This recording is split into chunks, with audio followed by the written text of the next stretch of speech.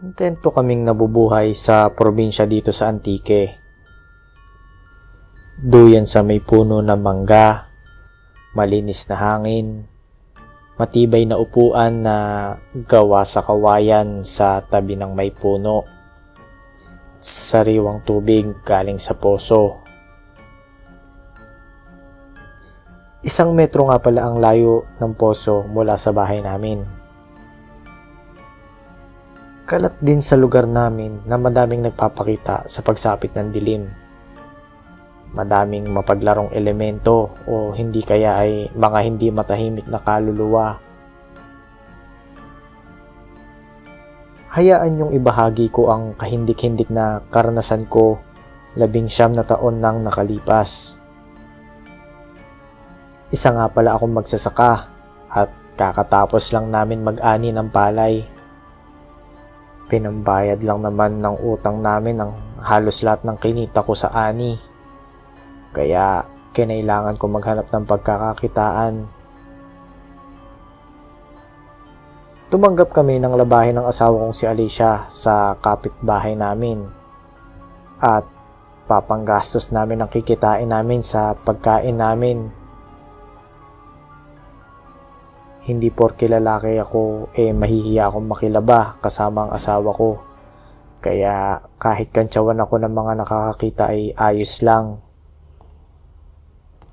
Wala akong kailangan patunayan sa kanila.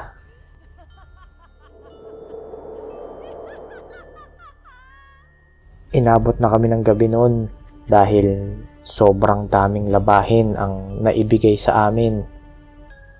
Lalo pang tumagal dahil kailangan pa namin kumuha ng tubig mula sa poso.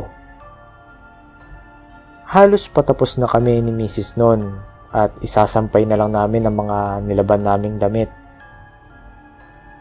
Nang matapos na kami ay tinanong ako ni Mrs. kung nakapag-igib ba ako ng tubig para sa bahay. At natawa na lang ako dahil nakalimutan ko palang maglagay ng tubig sa may kusina namin. Wala kaming iinumin pag nagkataon. Kaya pagbalik namin ay kinuha ko na agad yung malinis na timba namin. At bumili ng 2 sardinas sa tindahan at dumiretso na sa may poso para kumuha ng tubig. Medyo padilim na nun. 5:30 na kasi kami natapos maglaba. At 5 minuto bago mag 6 namin nakuha ang bayad. Pagdating ko sa poso ay may kakaibang lamig akong naramdaman noon. Alam ko matagal pa ang Desyembre pero iba talaga ang lamig ng oras na yun. Inisip ko na ayos na rin dahil gusto ko yung malamig na tubig na ilalabas ng poso. Dahil masarap uminom ng malamig na tubig pagkatapos kumain. Nang mapuno ko na ang timba ay binuhat ko na to at naglakad pabalik sa bahay. Nang ilang saglit lang ay may narinig akong parang nahihirapan at humahagulgol.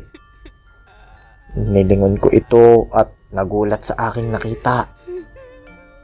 Isang babaeng gulo-gulo ang buhok at lumuluha ng dugo. Nakasuot ito ng pulang damit. Nakaupo malapit sa may poso. Sobra ang hilakbot ko ng mga oras na yun. Kaya pag uwi ko ng bahay ay sobrang namumutla ako at nanlalata sa nangyari. Binalaan ko si Mrs. na wag nang pupunta sa poso ng gabi at baka makita niya ang babaeng nakapula.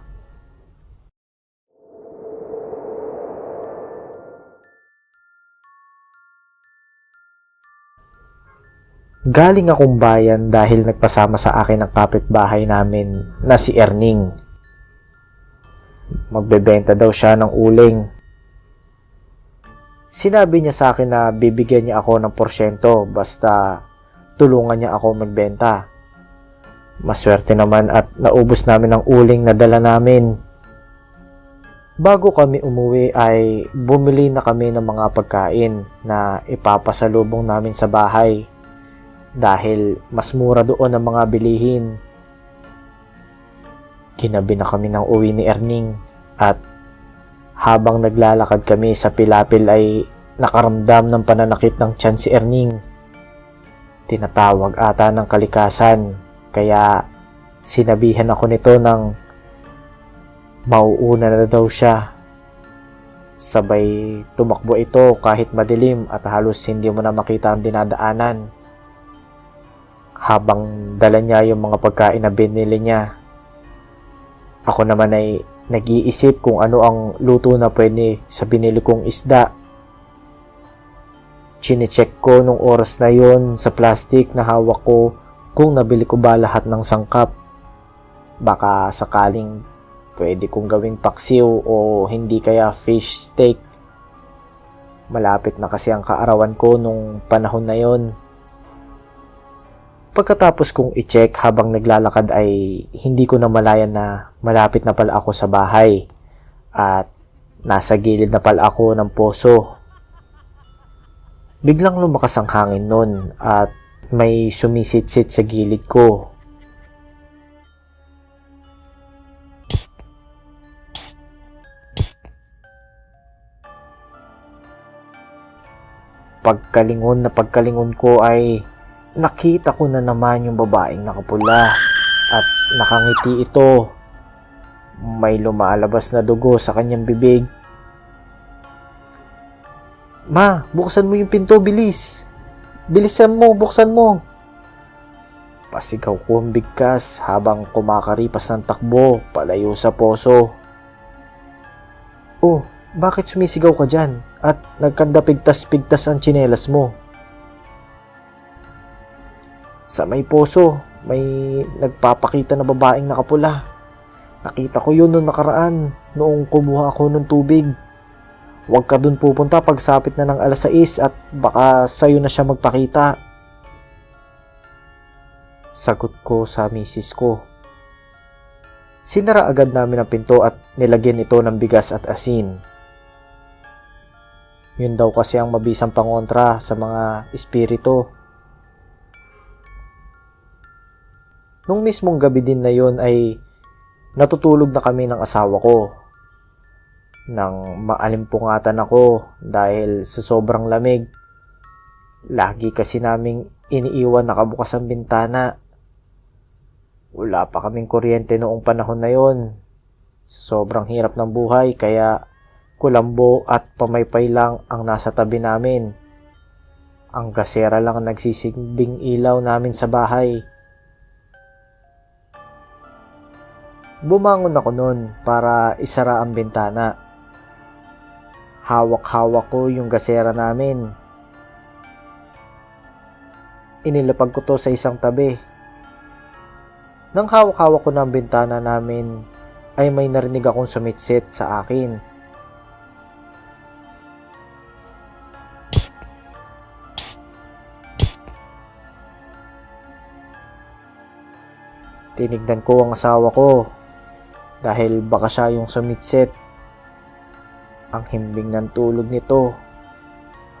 Paglingon ng ulo ko pabalik sa bintana ay nasa harapan ko na ang babaeng nakapula na nakita ko malapit sa poso. Tumatawa ito pero walang boses. Bigla-bigla akong sinarang bintana. Nabalibag ko ito at nagising ang asawa ko. Kinabukasan nun ay pumunta na kami sa kilala naming albularyo at binigyan kami ng agimat pang proteksyon. Simula nun ay hindi na kami ginagambala ng babaeng nakapula.